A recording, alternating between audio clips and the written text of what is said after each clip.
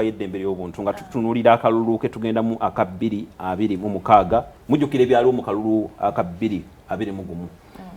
Eddembe ly'obuntu lyandikomyewa kuba waliwo abalina endowooza nti oba naffe abawagizi oba abalonzi era nammwe abakulembeze mubeerako we musukka we mwandikomye omuwagizi n'omukulembeze. Eddembe lyaffe lyandikomyewa nga twolekera akalulu era n'abakulu bali maybe abali mu kuyinza bandikomyewa mu kuimplementinga amateeka ge bagamba nti ge bateekesa mu nkola. Nsabo neyanza naye kansooke nange neekoneke wa mwami Kalyesuubula oyo alemedde ku kigamba ideology nenjagala okumubuuza abaffe yiye egamba ki ideology bagenda ne bakikomyawo abantu twagala ogitulambululire naye nga alinda mukyala ayogere tunagenda yeeyo John bagenda ne bazikiza abantu n'ekigamba ideology n'olowooza alina kyaleeta ekiri awo ekigenda okuzimba eggwanga naye nga takola ki talina yadde naye katugende ku kyeddembe ly'obuntu. Saba mukama wange ffe ng'aba NUP tulina kye tuyita center left ideology. Elimu progressivism, bingi elimu rule of law, elimu okwasaganya eddembe ly'obuntu, elimu okumanya omuntu kyeki era ne limitations of course. Kati mu kalulu kano ke tugenda mu tulabye, already tulabye indicators eziraga nti abantu eddembe ligenda kulinnyirira ekyo bakole ki. Indicator erwa gy'olabye era n'egisudde. Tubadde mu kamyufu aka NRM naye ndowooza buli omu alabye ekibaddeyo. Denyine bekuba amasasi. Fe akaffe nze nakaffe nakatumye keeru kali 64 nti abantu balina ebitundu 6 then EMC eyina ebitundu 60-40 64 ratio. Aka NRM ko kali bantu versus violence versus obubbi kwegamba tewaliwo fairness n'emu. Tubadde mu kamyufu ke tulabye aka NRM nga olaba line eriko abantu 2 endala eriko 10. Presiding officer najja n'agamba eriko 2 eriko 2 eriko 10 eriko 100. Ne tulaba abantu we beekuba okweyasa ennyindo olw'akamyufu obumyufu. Kakati ne tugamba oloki ekijja mu kalulu ka bonna awamu. Olaba bo bennyini ng'abantu ab'ennyumba emu beekubye okweyuza obweyuza. Oloki ekinaatuuka kuffa ababavuganya. Ekitegeeza twetegeke n'okututta.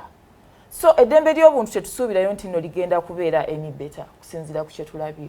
Wabula ate ngamba bannayuganda n'okubagumya. Ate bino ebintu etunaabitya ani analwanirira eggwanga lyaki eggwanga lyabwe.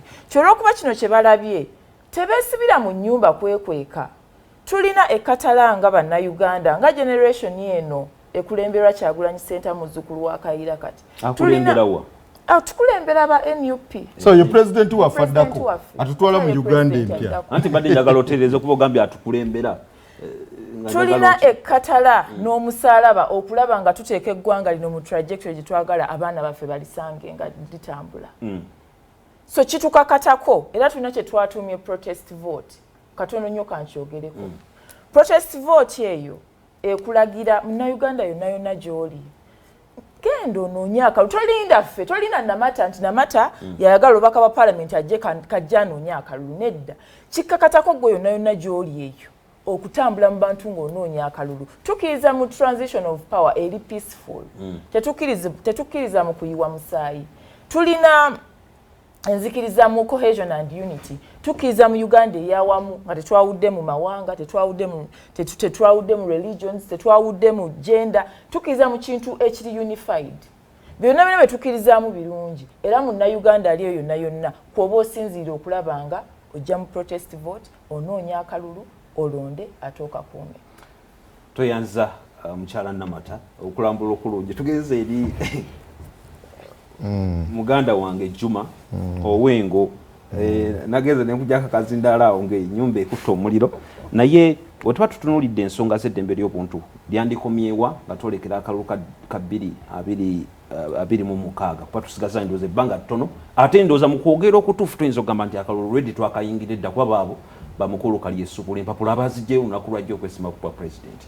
So ensonga eno y'eddembe ly'obuntu eyaviirako abantu bangi okukwatibwa n'ebirala bigwa mu kkowe eryo yandikwatiddwa etya eri mmwe abavuganya gavumenti ne bannaffe abali mu gavumenti.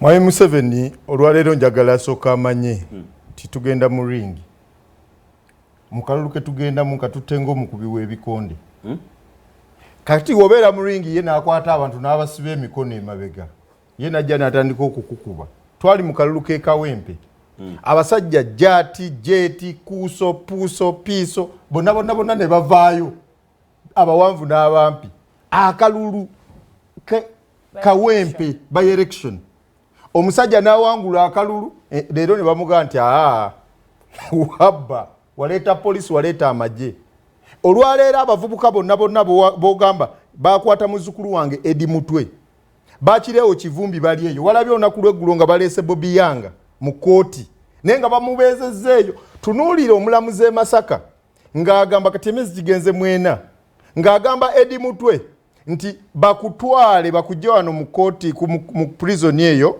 bakutwale e Luzira kubanga wakubibwa nnyo omusajja alaga engalo zonna zitemeddwa omusajja alaga ebiwundu omusajja ateeka embeera yonna alaga nti ali bubi omusajja n'akwatibwa ekiso omulamuzi nagaba kutwala e Luzira ebikozesebwa byonna ebirungi gyebiri bajja kujjanjaba bulungi olwaleero gwe n'ovaayo n'ogamba nti nga we nabadde mutadde mu basement muyigiriza olunyankole kaakati tojja kugenda mu Luzira abantu abaana be bali eno mukyala waali eno tebajja kugenda nga Luzira kulaba sigala e Masaka olaba okulinyirira eddembe ly'obuntu n'olwekyo tusaba kakiiko k'ebyokulonda nsonga nkulu nnyo muveeyo mubeere nga mugayidinga naye ate neewuunya omusajja aleese omulamuzi leefali mu senta wuwe alina okumalako ebisanja 2 emyaka 7 naye agenda n'ekisanja ekirala kwali kati n'olwekyo ffe tusaba bannayuganda tugenda mu protest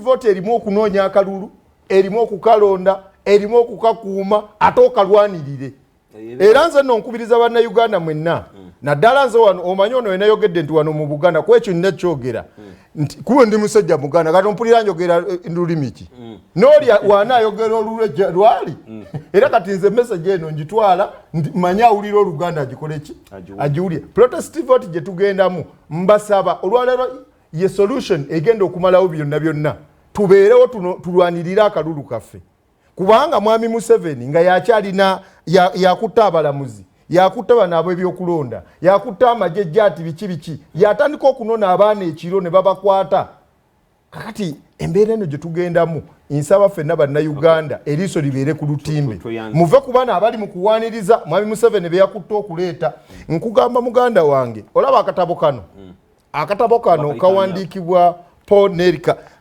Crisis in Buganda 1953-1955 bw'onoobanga okasomyeko ogenda kutegeera omwaka gwe tugendamu ogwa 2026 kye gutegeeza kalimu solution for all kalanga ono yali Katikkiro wa Buganda kalanga buli kimu kyonna ngenda kuwaako akatabo Katikkiro Charles Peter Mayiga yabugulira ddala bungi nali manyi nti wano weebuli era mu busoma byonna biri muno tugende eri mukulu kali esubula